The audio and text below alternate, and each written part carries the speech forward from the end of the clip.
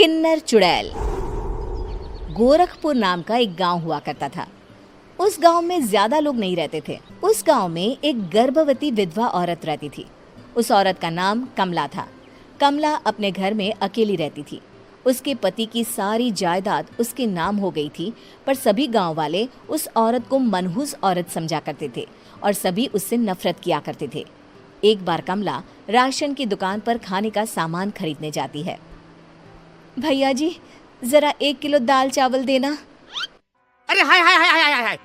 अरे मनहूस औरत, मेरी दुकान में अपशुगन करवाने आ गई क्या? हैं? चल जा यहाँ से। मैं कुछ नहीं देने वाला हूँ तुझे। भाग भाग यहाँ से, चल जा, निकल। भैया जी, ऐसा मत कहिए। मैं गर्भवती हूँ, मुझे खाने की बहुत जरूरत है। मुझे खाना दे दीजिए। दुकानदार कमला को वहां से धक्के मारकर भगा देता है। तभी कमला रोते रोते उस गांव के किन्नरों के इलाके में आ जाती है। गांव वाले किन्नरों को उसी इलाके में रखा करते थे, क्योंकि वो लोग किन्नरों को पसंद नहीं करते थे और उनके इलाके में रहने से मना करते थे। तो किन्नरों ने उसी गांव में अपना एक इलाका बना लिया था। जब किन्नर लोग देखते हैं कि एक गर्भवती महिला रोते रोते उनके इलाके में आ गई है, तो सारे किन्नर कमला के पास जाकर उसका हाल पूछने लगते हैं। क्या हुआ बहन, तुम्हारी गर्भवती अवस्था में इतनी बुरी हालत कैसे है? तुम रो क्यों रही हो? तुम डरो मत, हम तुम्हें कोई नुकसान नहीं पहुंचाएंगे। तुम शांत होकर सब बताओ कि हुआ क्या है। मैं कमला हूँ। मैं गांव के दूसरे इलाके से आई हूँ। 2 महीने पहले ही मेरे पति की मौत हुई है। मुझे गांव के लोग मनहूस मानते हैं, क्योंकि मैं विधवा हूँ और गर्भवती भी। वहाँ के लोग मुझे खाने के लिए कुछ बेचने के लिए भी तैयार नहीं, जिससे मेरा गुजारा नहीं हो रहा था। कोई बात नहीं कमला, हम तुम्हारा ख्याल रखेंगे। किन्नर लोग कमला को एक खाली घर में रहने के लिए जगह दे देते हैं और उसकी देखभाल भी करते हैं। कुछ ही महीने बाद कमला अपने बच्चे को जन्म देती है, पर अफसोस, कमला बच्चे को जन्म देते ही अपनी जान गंवा देती है। जब सब किन्नर बच्चे को देखते हैं तो बहुत खुश हो जाते हैं, क्योंकि वो बच्चा भी किन्नर ही था। कमला ने एक किन्नर बच्चे को जन्म दिया था। अब इस बच्चे की देखभाल कौन करेगा? हम तो इस बच्चे को गांव के दूसरे इलाके में भी नहीं भेज सकते। और तो क्या हुआ, इस बच्चे की माँ नहीं रही तो हम इसे पालेंगे। अब ये हमारे इलाके में रहेगा, हमारे साथ रहेगा। फिर वो किन्नर उस किन्नर बच्चे को गोद ले लेते हैं, उसका नामकरण कराते हैं। उस किन्नर बच्चे का नाम शक्ति रखा जाता है। देखते ही देखते शक्ति बड़ी होने लगती है। उसके रंग रूप बहुत सुंदर थे। वो बहुत सुंदर किन्नर दिखती है।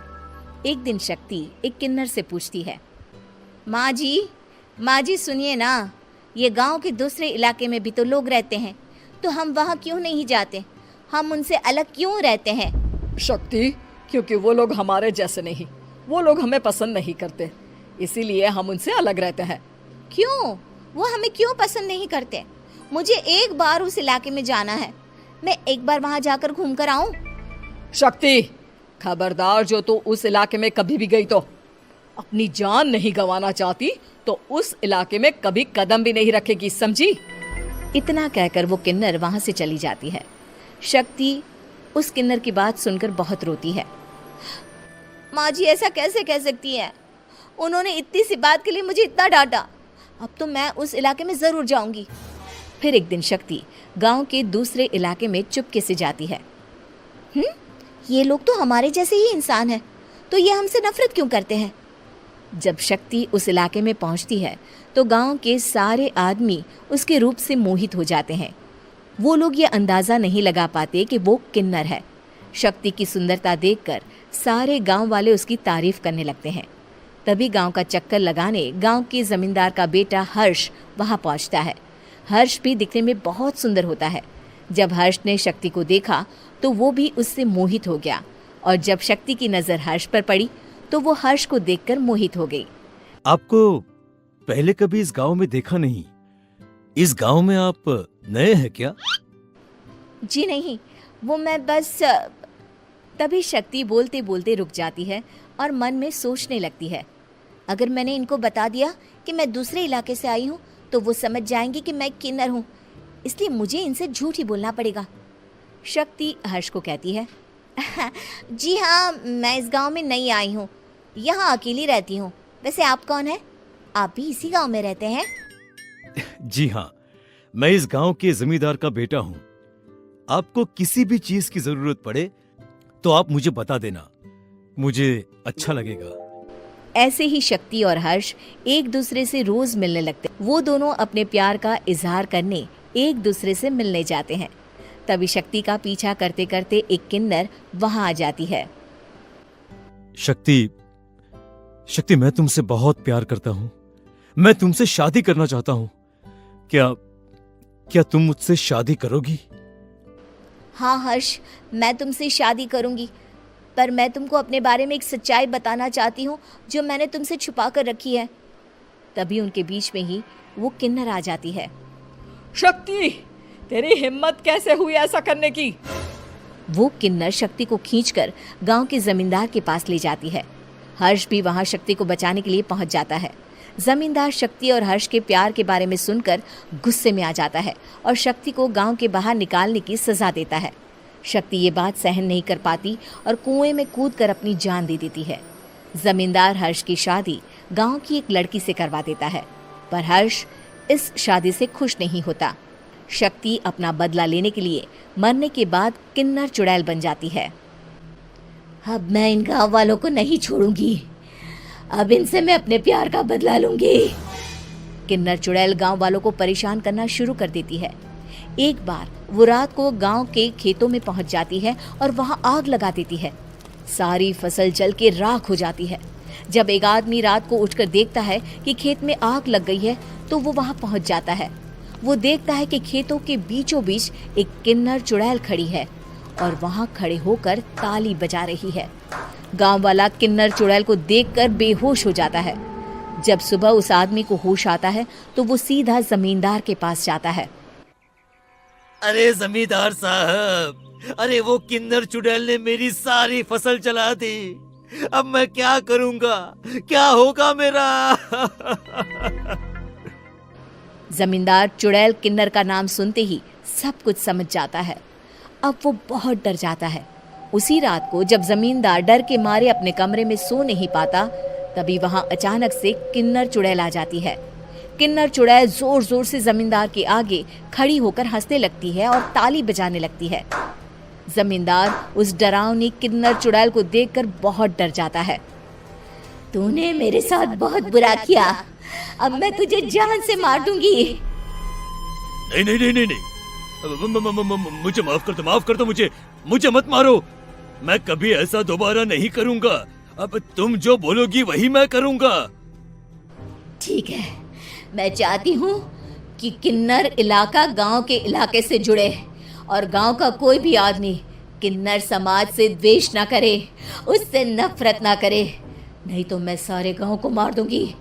और तुम गांव में एक नया कानून बनाओ कि अगर किसी ने भी किन्नर समाज को हानि पहुंचाने की कोशिश भी करी या इनसे भेदभाव करने की भी कोशिश करी तो उनको कड़ी से कड़ी सजा मिलेगी।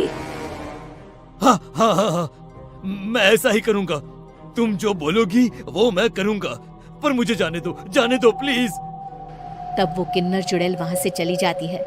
गांव का जमींदार किन्नर चुड़ैल का कहा मानते हुए दोनों इलाकों को एक कर देता है और नया कानून भी लागू कर देता है।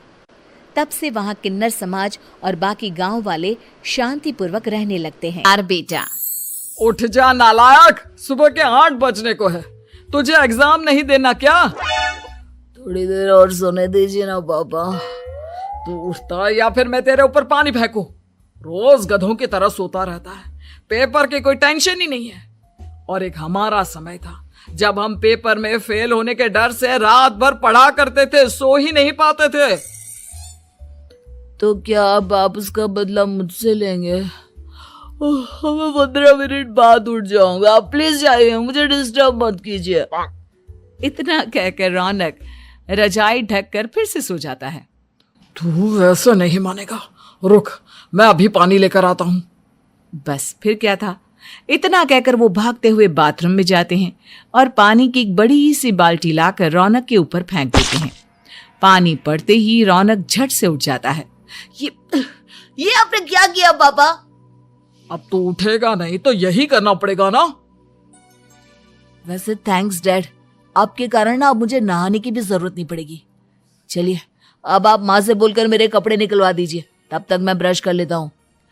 वैसे कल ना आप एक काम और करना, नहलाने के साथ साथ मुझे ब्रश भी करवा देना। ये ब्रश करने में ना मुझे बहुत आलस आता है। रौनक की बातों से अरविंद का मुंह खुला का खुला रह जाता है। वो अपनी पत्नी कमला के पास जाता है और रौनक की हरकतों के बारे में बताता है, जिसे सुन उसकी पत्नी हंसने लगती है। तुम अपने बेटे को समझाने के बजाय हंस रही हो। रौनक बच्चा है, धीरे धीरे सुधर जाएगा। आप क्यों उसके पीछे पड़े रहते हो? अभी नहीं सुधरेगा तो कब सुधरेगा? 10वीं क्लास में है रौनक, वो अब कोई बच्चा नहीं रहा। अरविंद की इतना बोलते ही वहां रौनक भी आ जाता है। क्या डैड, मैंने आपको एक काम दिया था, वो भी नहीं हुआ आपसे। अरे क्या हुआ बेटा? माँ, मैंने डैड से बोला था कि वो आपको बोलकर मेरे स्कूल की यूनिफॉर्म निकाल दे, लेकिन मेरे पीछे पड़ने के अलावा इनसे एक काम ढंग से नहीं होता। देख रही हो कमला, देख रही हो अपने लाडले को। अरे आप चुप रहिए जी। चलो बेटा, मैं तुम्हें कपड़े निकाल कर दे देती हूँ बस। ऐसे ही साल पर साल बीतते जाते हैं, लेकिन रौनक के रवैये में कोई बदलाव नहीं आता। वो पहले से भी ज्यादा आलसी और पूरी तरह अपने माता पिता पर निर्भर हो जाता है। 2 साल बाद पता नहीं कहाँ गायब रहता है पूरे दिन, अब तक तो आ जाना चाहिए था। अरे आप इतनी फिक्र क्यों कर रहे हो उसकी? दोस्तों के साथ खेल रहा होगा, आ जाएगा अभी। ये कोई टाइम है खेलने का? 10 बजने वाले हैं, इतनी रात में कौन खेलता है? कमला कुछ कहती उससे पहले ही रौनक वहां आ जाता है। मम्मी, जल्दी से खाना लगा दो, बहुत भूख लग रही है। तुम्हें तब तक खाना नहीं मिलेगा जब तक तुम बता नहीं देते कि इतनी रात गए कहां से आ रहे हो। ओ प्लीज डैड, अब आप एसी पे प्रद्युमन बनकर मेरे सर पर बंदूक लेकर मत बैठ जाना। अपनी फालतू की बकवास बंद कर और बता कहां से आ रहा है। माँ, अब समझाइए ना डैड को। बता देना बेटा, इनको भी तसल्ली हो जाएगी। आप बोल रही हैं तो बता देता हूँ। मैं दोस्तों के साथ मूवी देखने गया था, इसलिए देर हो गई। तो इन सब चीजों में मेरे पैसे उड़ाता है। कभी 1 रुपया कमाने के बारे में सोचा है तूने? जब देखो हवा की तरह पैसे उड़ाता रहता है। माँ, अब आप इन्हें चुप करा दीजिए, वरना ना मुझे गुस्सा आ जाएगा। अच्छा, क्या कर लेगा? बता ना, क्या कर लेगा तू? वैसे बात तो ठीक ही है, मैं कर ही क्या सकता हूँ। पैसे तो फिर भी मैं आपसे ही मांगूंगा ना। चलिए अब ये सब बात छोड़िए और मम्मी, मेरे लिए खाना लगा दीजिए। अभी लगा देती हूँ बेटा।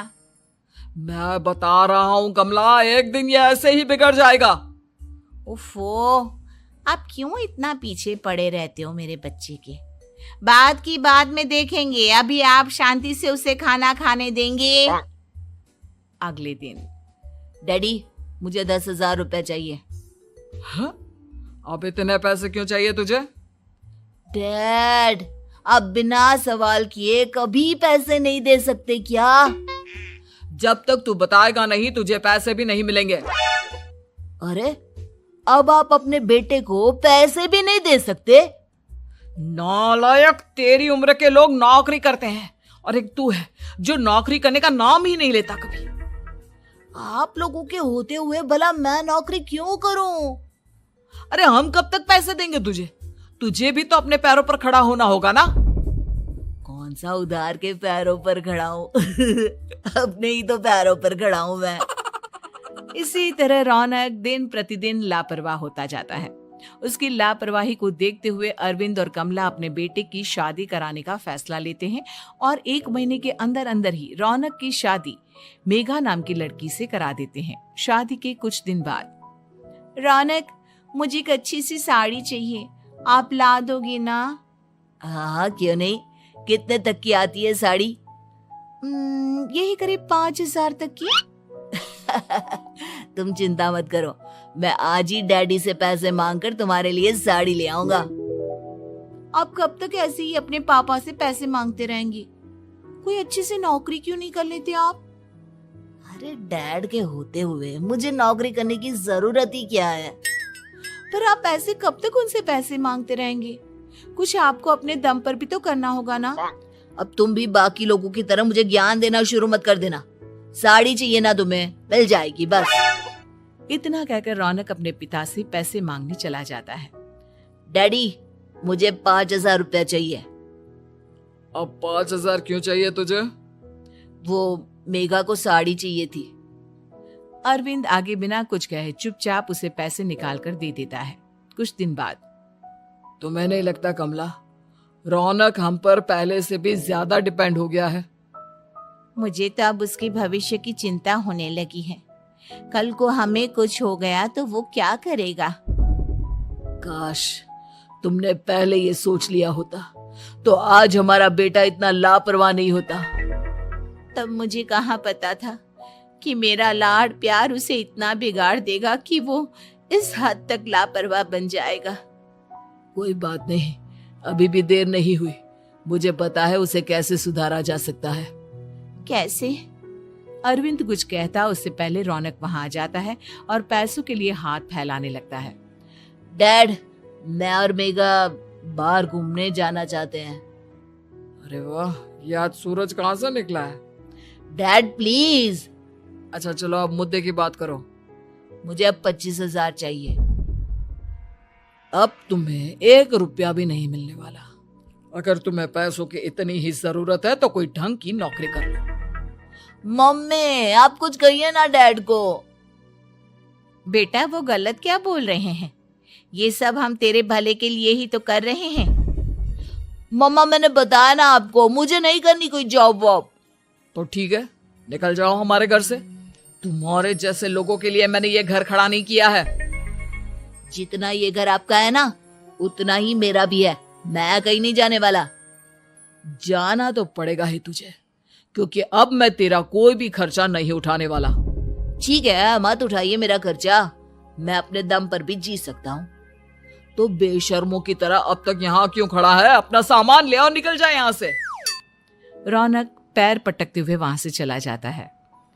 घर से निकालना जरूरी है क्या उसे? बिना पैसों के कौन रखेगा उसे किराए पर?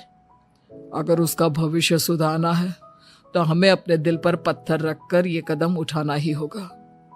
दोनों बात कर रहे होते हैं कि रौनक अपनी पत्नी के साथ एक बड़ा सा बैग लेकर घर से निकल जाता है, लेकिन घर से बाहर उसे कोई भी मुफ्त में अपने घर किराए पर नहीं रखता। अंत में थक हार कर वो फिर से अपने घर चला जाता है। क्या हुआ? थोड़ी देर पहले तो दहाड़ते हुए घर से निकला था, अब क्या हुआ? नहीं रखा ना किसी ने तुझे किराए पर? डैड प्लीज, मैं कुछ दिनों में कोई अच्छी सी नौकरी शुरू कर दूंगा। आप तब तक तो हमें रख लीजिए प्लीज। सुबह से रात हो चुकी है लेकिन कोई हमें रखने को राजी नहीं है। अब आप ही बताइए, इतनी रात को मैं मेघा को लेकर कहाँ जाऊंगा? ठीक है, बहू की वजह से मैं तुझे घर पर रख रहा हूँ, लेकिन तू इस घर में एक बेटे की नहीं बल्कि एक किराएदार की हैसियत से रहेगा। 3 महीने हैं तेरे पास। इन 3 महीनों के अंदर अंदर मुझे तेरी पहली तनख्वाह हाथ में चाहिए, समझ गया? पक्का डैड, इन 3 महीनों के अंदर अंदर तो कोई बढ़िया सी नौकरी ढूंढ ही लूंगा मैं। ऐसे ही धीरे धीरे समय बीतने लगता है और अरविंद के दिए 3 महीनों में से 2 महीने बीत चुके होते हैं। पापा जी ने हमें 3 महीने दिए थे, जिसमें से 2 महीने तो बीत चुके हैं। अब ये आखिरी महीना बचा है। अरे तुम चिंता मत करो, आज मेरा ना 2 जगह इंटरव्यू है। दोनों में से कहीं ना कहीं तो जॉब लगी जाएगी। अच्छा, all the best. Raunak interview के लिए निकल जाता है, जिसके बाद शाम में रौनक घर आता है। कैसा गया इंटरव्यू? आपकी नौकरी लगी या नहीं? अरे पहले सांस तो ले लेने दो अच्छे से। बताइए ना, मुझसे तो जरा भी इंतजार नहीं हो रहा है। वो दरअसल बात यह है कि मेरी नौकरी तो लग चुकी है लेकिन पैसे बहुत कम है। कितने पैसे हैं? 15,000। इतने में अरविंद और कमला मिठाई का डिब्बा लेकर आ जाते हैं। बधाई हो बेटा। हम जानते थे तेरी जॉब जरूर लगेगी। लेकिन मेरी सैलरी बहुत कम है मम्मा। कम है तो क्या हुआ, धीरे धीरे बढ़ जाएगी। हाँ बेटा, हम तो बस चाहते थे कि तू अपने पैरों पर खड़ा हो जाए। मतलब अब आप मुझे घर से नहीं निकालेंगे? नहीं, ये सब हमने तुझे जिम्मेदार इंसान बनाने के लिए किया था। Thank you mummy papa. अगर आप दोनों ऐसा नहीं करते तो मुझे कभी अपनी जिम्मेदारियों का एहसास तक नहीं होता। आज आपने मुझे सिखा दिया कि इंसान का अपने पैरों पर खड़ा होना भी जरूरी होता है। इतना कहकर रौनक झट से अपने माता पिता के गले लग जाता है और अपनी कमाई की पहली तनख्वाह वो अपने माता पिता के हाथ में सौंपता है। इस तरह रौनक एक गैर जिम्मेदार व्यक्ति से एक जिम्मेदार व्यक्ति बन जाता है। आनंद। अंजलि की उम्र लगभग 30 साल हो चुकी थी। वो एक स्कूल में टीचर की जॉब करती थी। अंजलि के घर में उसकी माँ के अलावा उसका छोटा भाई और भाभी भी रहा करते थे। 30 साल की उम्र होने के बाद भी अंजलि की अब तक शादी नहीं हुई थी। इस बात को लेकर अंजलि की माँ रुक्मिणी देवी काफी परेशान रहा करती थी। माँ, मैं स्कूल जा रही हूँ, जरा मेरा टिफिन तो दे दीजिए। अब क्या पूरी जिंदगी मैं तुझे टिफिन बनाकर देती रहूंगी? अरे कुछ सोचा भी अपने बारे में या बस ऐसे ही? क्या माँ, सुबह सुबह फिर वही बातें लेकर बैठ गई। माँ गलत क्या कह रही है अंजलि दीदी? इतनी उम्र हो चुकी है आपकी, माँ कब तक आपकी सेवा करती रहेंगी? भाभी, मैंने माँ को कब कहा कि मेरी सेवा करो? वैसे भी अपना टिफिन मैं खुद तैयार कर लेती हूँ, बस टेबल से उठाकर देने को ही तो कहा था। वैसे अंजलि दीदी, देखा जाए तो टिफिन उठाकर देने की उम्र तो आपकी है। आपका अपना घर परिवार बच्चे होते तो ये जिम्मेदारी आज आप पूरी कर रही होती। एक बात मेरी समझ में नहीं आती, अगर मेरी शादी नहीं हुई तो इसमें मेरी क्या गलती है और तुम सब लोग मेरे पीछे क्यों पड़े रहते हो? अरे कुछ कहना क्या पीछे पड़े रहना होता है? अपने छोटे भाई को देख, तुझसे 3 साल छोटा है लेकिन 2-2 बच्चे खेल रहे हैं आंगन में। मुझे आप लोगों की कोई बात नहीं सुननी, जा रही हूँ मैं। और आप में से किसी को मेरा कोई काम करने की जरूरत नहीं है, मैं खुद संभाल लूंगी। इतना कहकर अंजलि वहां से चली जाती है। शाम को जब अंजलि अपने स्कूल से लौटकर घर वापस आती है तो उसने देखा कि पड़ोस वाली निर्मला चाची वहां पर बैठी हुई थी। क्या बात है अंजलि बिटिया, नौकरी करके वापस आ गई? जी चाची जी, कैसी हैं आप? मैं तो ठीक हूँ बेटा, तुम बताओ शादी के बारे में कुछ सोचा या नहीं? अरे रहने दीजिए ना, इससे तो शादी की बात करना ही बेकार है। कुछ भी कहो तो गुस्सा करती है, बात बात पर आंखें दिखाती है। माँ, आप ऐसा क्यों कह रही है? मैंने कब आप पर गुस्सा किया? अरे अंजलि बेटा, तुम्हारी माँ ठीक ही तो कहती है। 30 की होने आई हो, अब तुम्हें भी शादी वादी कर लेनी चाहिए। चाची जी, आप तो ऐसे कह रही हैं जैसे शादी करने से मैंने मना किया हो। रहने दीजिए निर्मला चाची, हमारी अंजलि दीदी को अभी तक उनकी पसंद का दूल्हा नहीं मिला ना, इसीलिए वो शादी नहीं कर रही। भाभी, ऐसी कोई बात नहीं है। अरे तो फिर क्या बात है? तुम्हारी माँ ने तुम्हारे लिए इतने रिश्ते ढूंढे लेकिन तुम्हें कोई पसंद ही नहीं आता। क्या है ना चाची जी, हमारी ननद रानी नौकरी जो करती है ऐसे ही थोड़ी ना किसी को पसंद कर लेंगी। अरे भाई, नौकरी का घमंड है तो बात अलग है, कोई और बात हो तो बताओ, कोई रास्ता निकाला जाए। नहीं नहीं चाची जी, कोई बात नहीं है, बस मुझे अभी तक अपनी पसंद का कोई मिला नहीं है। सुन लिया आपने, इस लड़की के तो पर निकल आए हैं और इतनी उम्र में अपनी पसंद का कोई मिलेगा भी नहीं इसे। माँ, आप मेरी शादी को लेकर हमेशा मुझे ताने क्यों मारती रहती हैं? अपनी माँ की बातें तो ताने लगती है। ताने हैं? बताओ, मैंने कुछ गलत कहा क्या? देखो, ये सब छोड़ो, मेरी दूर की बुआ का बेटा है, उसकी अभी शादी नहीं हुई है, उम्र होगी कोई 34-35 साल। आप कहें तो बात आगे बढ़ाऊं? अरे हाँ हाँ, क्यों नहीं, ये भी कोई पूछने की बात है। अरे जल्दी से लड़के को यहाँ बुला लो। माँ, आप मुझसे पूछे बिना मेरी शादी की बात करने जा रही हैं और मेरी उम्र 30 भी पूरी नहीं हुई है। निर्मला चाची कह रही है कि वो लड़का 35 साल का है। अंजलि दीदी, आपको क्या लगता है इस उम्र में कोई फिल्म का हीरो आएगा आपके लिए? देखिए, अब पसंद और नापसंद की बात तो रहने दीजिए, पसंद करने की उम्र तो आपकी निकल चुकी। अब तो जो भी मिले उसी से शादी कर लीजिए, इसी में भलाई है। तेरी भाभी बिल्कुल ठीक कह रही है। अब जैसा रिश्ता मिले उसके लिए हाँ कर देना, ताकि हम भी गंगा नहाए। ठीक है, चलिए मैं उस लड़के को कहती हूँ, वो कल ही अंजलि को देखने आ जाएगा। अगले दिन निर्मला चाची के दूर का रिश्तेदार अंजलि को देखने उसके घर आता है। उसका नाम था अजय। अंजलि जी, तो आप नौकरी करती हैं, वो भी स्कूल में? जी हाँ, मैं स्कूल में टीचर हूँ। हमारी बेटी बहुत होशियार है। अरे पढ़ने लिखने में इतनी होशियार है, इसीलिए तो इसकी नौकरी लगी है स्कूल में। अब हाँ हाँ ठीक है आंटी जी, जरा मुझे भी तो बात करने दीजिए आपकी बेटी से। जी पूछिए ना, क्या पूछना चाहते हैं? अंजलि मैडम, ये तो बताइए कि आपने अभी तक शादी क्यों नहीं की? बस ऐसे ही, कहीं कोई रिश्ता पसंद नहीं आया इसलिए। लेकिन क्या मैं आपसे पूछ सकती हूँ कि आपने शादी क्यों नहीं की? अंजलि, क्या कर रही हो तुम? लड़कियों को इस तरह की बातें नहीं शोभा देती। रहने दीजिए आंटी जी, आपकी बेटी काफ़ी पढ़ी लिखी है, मैं उनके सवाल का जवाब दे ही देता हूँ। वो क्या है ना, मुझे भी अभी तक अपनी पसंद की कोई लड़की नहीं मिली। अच्छा अच्छा, कोई बात नहीं। वैसे आपकी तनख्वाह कितनी है? कितना कमा लेती हैं महीने का? जी यही कोई 25,000 महीने। बस 25,000? इतने से क्या होता है? इतने से तो आजकल घर भी नहीं चलता। आपके कहने का क्या मतलब है? अरे मैं तो ये सोचकर आया था कि नौकरी वाली लड़की है, आराम से 40,000 कमाती होगी। माफ कीजिएगा, आपका और मेरा रिश्ता नहीं हो सकता। जी कोई बात नहीं, मुझे भी आपके साथ शादी करने में कोई इंटरेस्ट नहीं है। अंजलि, किस तरह की बात कर रही हो?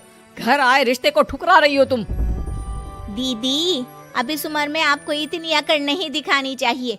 अच्छा खासा रिश्ता हाथ से निकल गया, कहीं ऐसा ना हो कि जिंदगी भर कुंवारी ही रह जाओ आप। कुछ दिन और ऐसे ही निकल जाते हैं और अंजलि की शादी कभी नहीं होती। अंजलि के परिवार वाले बिंदास उसे ताने मारते रहते हैं, लेकिन अंजलि एक बड़ी नौकरी की तैयारी करती है और उसमें सिलेक्ट होने के बाद अंजलि को एक बहुत बड़ी नौकरी मिल जाती है। अब तो दीदी के नखरे और भी ज्यादा बढ़ जाएंगे भाई, अब तो इतनी बड़ी नौकरी जो लगी है। अब इनकी शादी होने से रही। माँ, मुझे नौकरी के लिए दूसरे शहर जाना पड़ेगा। आप जानती हैं ये बहुत बड़ी जॉब है और इसमें पैसे भी बहुत ज्यादा मिलेंगे। अच्छा, कितने पैसे मिलेंगे बेटा? माँ, मुझे हर महीने 90,000 सैलरी मिलेगी। क्या? अरे वाह वाह, ये तो बहुत अच्छी बात है। लेकिन फायदा क्या?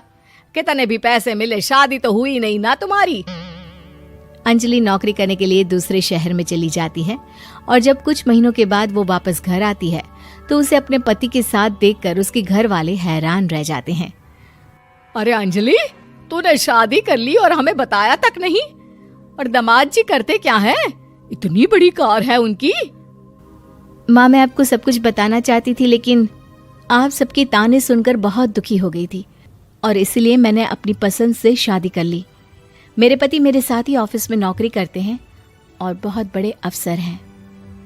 और एक बात बताऊं माँ, आज मैं बहुत खुश हूँ। शिल्पा शहर की पढ़ी लिखी और होशियार लड़की है, जिसकी शादी उसके पापा के सालों पुराने वादे की वजह से गांव के विकास से हो जाती है। शिल्पा की सास पुराने ख्यालों की होती है। अरे शहर की हो, इसका मतलब ये नहीं कि जो मन आए करोगी। घर के कुछ नियम है जो तुम्हें भी मानने पड़ेंगे। हाँ मम्मी, मुझे रीति रिवाज से कोई दिक्कत नहीं है, पर ऐसे नियम जिनका कोई मतलब ना बने, वो तो गलत है। हाय देखो तो, अरे घर आए एक दिन पूरा नहीं हुआ और सास से जुबान लड़ाना भी शुरू। नहीं हो, बहू हो, अपनी हद में रहना सीख लो। हाँ, इतने में विकास भी वहां आ जाता है। माँ, मुझे लगता है शिल्पा को घर रहने की जगह दुकान चलना चाहिए। इसकी नई चीजों की समझ और सोच हमारे बिजनेस के लिए बहुत अच्छी रहेगी। बेटे की बात सुनकर माँ को बहुत गुस्सा आ जाता है। अच्छा, अरे बीवी के आते ही तेरे तो सुर बदल गए। अगर ये दुकान जाने लगी तो गांव में क्या इज्जत रह जाएगी हमारी है? लोग क्या कहेंगे? ये कहीं नहीं जाएंगे बस। हाँ। माँ के आगे और कुछ बोले बिना विकास वहां से चला जाता है और सास शिल्पा को घर के कामों में लगा देती है। उसी रात विकास और शिल्पा साथ बैठकर बातें कर रहे होते हैं। मम्मी ऐसा क्यों सोचती हैं कि औरतें कुछ नहीं कर सकती और उन्हें लोगों की इतनी चिंता क्यों है? पापा की डेथ के बाद माँ ने दुकान संभालने की कोशिश की थी, पर लोगों ने उल्टी सीधी बातें सुनाकर उनका आत्मविश्वास इतना गिरा दिया कि वो कुछ कर ही नहीं पाई और सोचने लगी कि शायद औरतें ये सब कर ही नहीं सकती, इसलिए उनसे भी नहीं हुआ। लोगों की यही तो दिक्कत है, उन्हें अपने से ज्यादा दूसरे की जिंदगी में स्वाद आता है। वैसे लोग जिनसे डरते हैं ना, उन्हें ही तोड़ने की कोशिश करते हैं। आप फिक्र मत करो, मम्मी की सोच बदलने का तरीका है मेरे पास। और अगले ही दिन से शिल्पा अपनी सास की सोच बदलने और लोग क्या कहेंगे के डर को खत्म करने की जद्दोजहद में जुट जाती है। मम्मी आपको पता है, गीता बबीता, अरे जिनके ऊपर दंगल फिल्म भी बनी है। मैं फिल्म बिल में नहीं देखती। हाँ, वो हरियाणा की लड़कियां हैं, दोनों रेसलर हैं। उन्होंने जब ये शुरू किया था ना, तो लोगों ने बहुत बातें बनाई, बुरा भला बोला, मजाक भी बनाया, लेकिन उन्होंने ना किसी की सुनी, ना अपने ऊपर से विश्वास खोया और ना ही हार मानी। और देखो आज किस मुकाम पर है। अरे तो ये सब मुझे क्यों सुना रही है? हाँ, नहीं नहीं, बस ऐसे ही, हमें अपने आसपास की खबरें तो रखनी चाहिए ना। ऐसा कहकर शिल्पा अपनी सास को सोच में डालकर वहां से चली जाती है। अब शिल्पा हर दिन दुनिया के अगेंस्ट अपनी हिम्मत से सक्सेसफुल बनने वाली लड़कियों की कहानी अपनी सास को सुनाने लगती है। इसी तरह कुछ समय बीत जाता है। और माँ, आजकल बहुत चुप चुप रहती हो, सब ठीक तो है ना? बस कुछ सोचती रहती हैं, इसीलिए ज्यादा बोल नहीं पाती। ऐसा क्यों हुआ माँ, कोई दिक्कत है क्या? अरे तेरी पत्नी ही दिक्कत है। मैंने क्या किया? अरे रोज मुझे कुछ समझाने के मकसद से एक नई कहानी सुनाती है, पर खुद नहीं जानती कि मुझे सब पहले से पता है। हाँ, तो फिर दिक्कत क्या है माँ? लोग क्या कहेंगे? अरे उनका तो काम ही है कुछ ना कुछ कहना। आप ये सोचो कि उन्हें नजरअंदाज करके हम साथ मिलकर किस ऊंचाई पर पहुंच सकते हैं। बेटे और बहू की बातों से सोच में पड़ी माँ वहां से चली जाती है। अगली सुबह सबसे पहले तैयार सास आवाज लगाकर बेटी और बहू को बुलाने लगती है। अरे कहाँ सोते पड़े हो दोनों? किसी को घर में कोई काम नहीं है क्या? हाँ। सास की आवाज सुन शिल्पा भागती हुई कमरे से बाहर निकल आती है, जिसके पीछे विकास भी बाहर आ जाता है। मम्मी, आप इतनी सुबह तैयार होकर कहाँ जा रही हैं? अरे किसी नई शुरुआत से पहले भगवान का आशीर्वाद बनता है या नहीं? मैं सीधा दुकान जाऊंगी, तुम काम निपटा कर आ जाना है। सास की बात सुन शिल्पा और विकास खुशी से फूले नहीं समाते। ये हुई ना मेरी माँ वाली बात। पूरा परिवार मिलकर दुकान पर काम करने लगता है, जिसमें विकास और उसकी माँ दुकान संभालते हैं, तो शिल्पा काम को ऑनलाइन डाल शहर और इंटरनेट का काम संभालने लगती है, जिसे देख गांव में लोगों के बीच गॉसिप शुरू होते देर नहीं लगती। और अब क्या विकास भाई, अकेले काम संभल नहीं रहा था तो नौकर रख लेते, और तो को यहाँ लाने की क्या जरूरत थी? इन्हें घर में जो काम बोलो वो तो सही से करती नहीं, यहाँ आकर तो तुम्हें डुबा ही देंगी। अरे भाई साहब, अगर आपके घर की औरतें सही से काम नहीं करती ना, तो हमें उससे कोई लेना देना नहीं। यहाँ आपकी पंचायत के लिए किसी के पास समय नहीं है। हाँ। करारा जवाब सुन बातें सुनाने आए लोग मुंह लचकाए उल्टे पैर वापस चले जाते हैं। वाह मम्मी, ये तो अब दोबारा कभी भूल कर भी यहाँ नहीं आएंगे। I am so proud of you. अरे बहुत हुआ, हाँ काम पर लगो चलो। तीनों आपस में काम बांटकर अपने अपने काम पर लग जाते हैं। इसी तरह दिन दिनों के साथ महीने बीतते हैं, जिसमें शिल्पा की पढ़ाई, विकास की मार्केट स्किल और सास की फाइनेंशियल मैनेजमेंट से उनकी दुकान बहुत अच्छा बड़ा बिजनेस बन जाता है, जो गांव के साथ साथ शहर में भी अच्छा खासा मशहूर हो जाता है। अरे सच ही कहते थे तुम दोनों, लोगों का तो काम ही होता है कहना। अब हमें सुनना है या नजरअंदाज करना है वो तो हमारे ऊपर है। हाँ, आपकी शुरुआत में गालियां और आसमान छूने पर तालियां, ऐसे लोगों का तो काम ही है पलटना।